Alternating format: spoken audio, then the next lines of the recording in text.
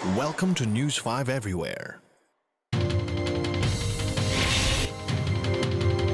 Kontrobersyal na panukala ngayon ang divorce bill, mga kapatid, at layo nitong gawing legal ang diborsyo sa Pilipinas.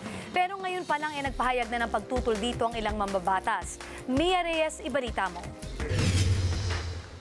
Muling binubuhay ng Grupong Gabriela ang kontrobersyal na divorce bill na nabinbin sa Kamara noon pang 14th Congress.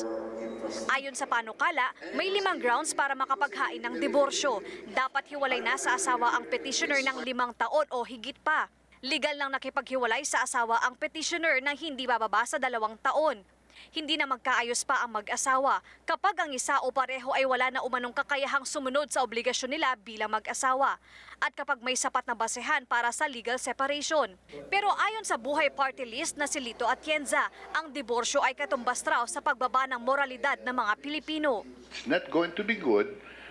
In the long run, it will be destroying values. And anything that destroys values of a people, all we need to do is look at the Western world now, how their families have deteriorated. Sakaling makalusot sa Kongreso, hindi naman daw hahayaan ng Gabriela na ito ang maging solusyon ng lahat ng may problema sa kanilang kasal.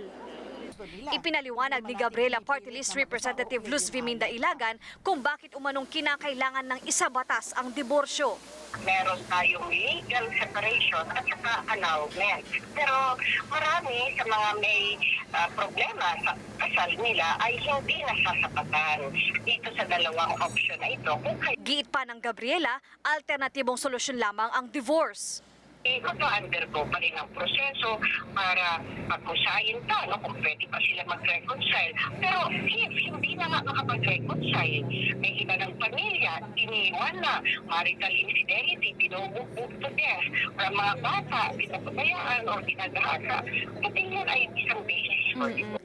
Nangangala pa ng mga dagdag na detalye ang Gabriela na susuporta sa divorce bill.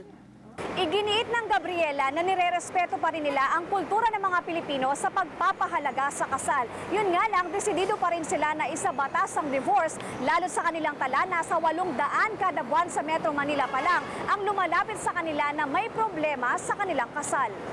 Iba't iba naman ang saloobin ng ating mga kababayan tungkol dito. Di ba sabi nga pagka pinag-isang dibdib ng Panginoon, hindi dapat paghiwalayin ni naman.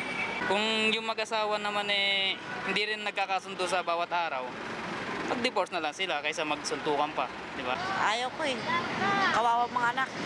Aminado din ang Gabriela na mahaba-habang debate pa ang susuungin ng divorce bill sa Kamara, lalo pat kontra ito sa isinasabatas naman ni Marikina Representative Marcelina Teodoro na House Bill 37 na nagbibigay proteksyon sa pagsasama ng mag-asawa. Mia Reyes, News 5. Be sure to come back. News 5 Everywhere. Copyright 2013.